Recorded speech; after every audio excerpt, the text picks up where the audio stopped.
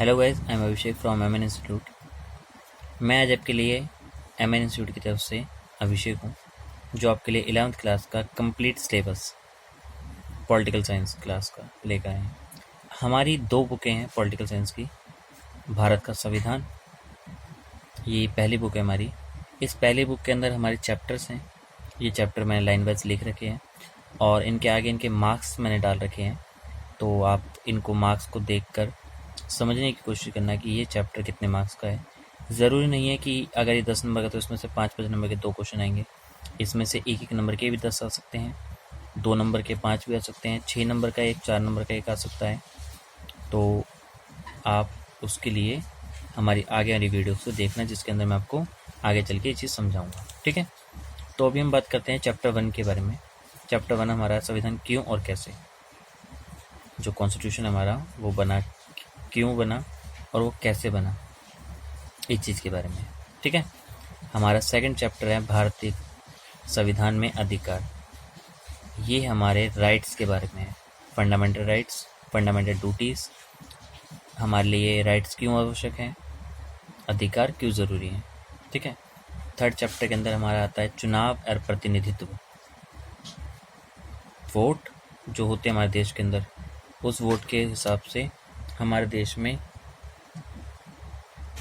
देश की व्यवस्था को चलाए रखने की प्रक्रिया बताई जाती है। ठीक है,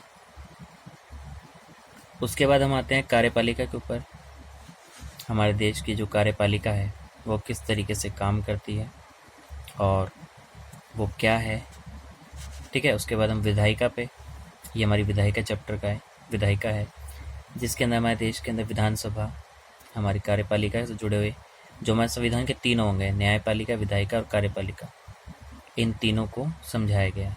ठीक है, विधायिका आ गया। उसके बाद हमारी न्यायपालिका, हमारे देश की जुडिशली किस तरीके की है और ये किस तरीके से काम करती है, इस चीज़ के बारे में बताया गया है। ठीक है, उसके बाद हमें आता है संघवाद। ठीक है, तो संघवाद के ऊपर ये इम्पोर्टेंट चैप्टर है, तो याद रखिए।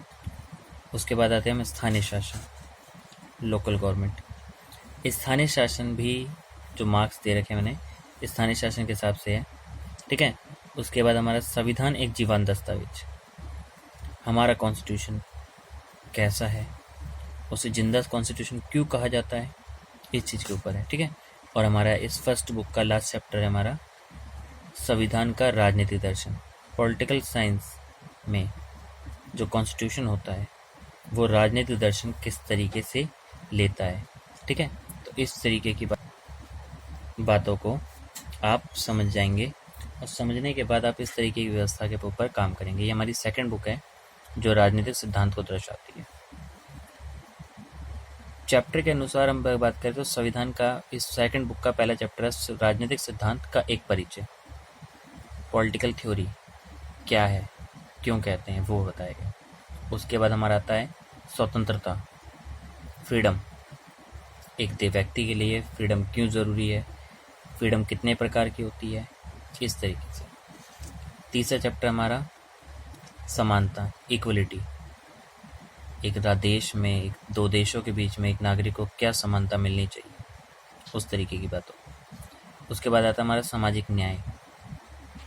ठीक है, सामाजिक न्याय आता है। उसके बाद आते हैं हमारे अधिकार, राइट। ठीक है,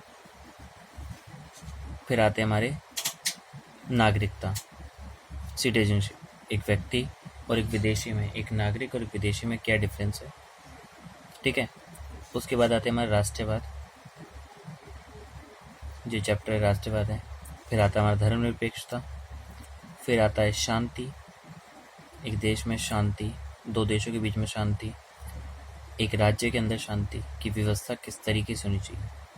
धर्मनिरपेक्षता इस चीज़ को दर्शाता है कि देश में धर्म के आधार पर भेदभाव जो हो रहे हैं और जो नहीं होने चाहिए उनको किस तरीके से कम और करा जा सकता है। ठीक है, और हमारा लास्ट चैप्टर है सेकंड बुक का विकास।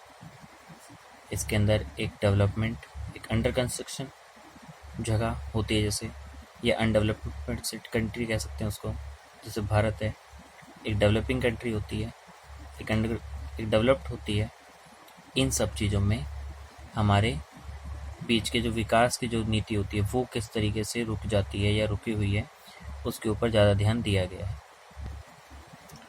तो मैं कोशिश करूँगा कि आपके लिए इन सब चैप्टरों की वीडियो जल्दी से जल्दी लेकर आऊँ, जिससे आपका जो टाइम कंज्यूम हुआ है टाइम पीरियड में, वो आप अपना टाइम जल्दी से जल्दी फटाफट से फटाफट उस चीज़ को सॉल्व करने में लगा सको। Thank you for watching us.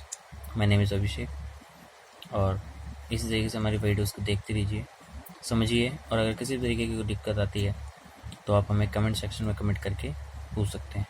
Thank you for watching us.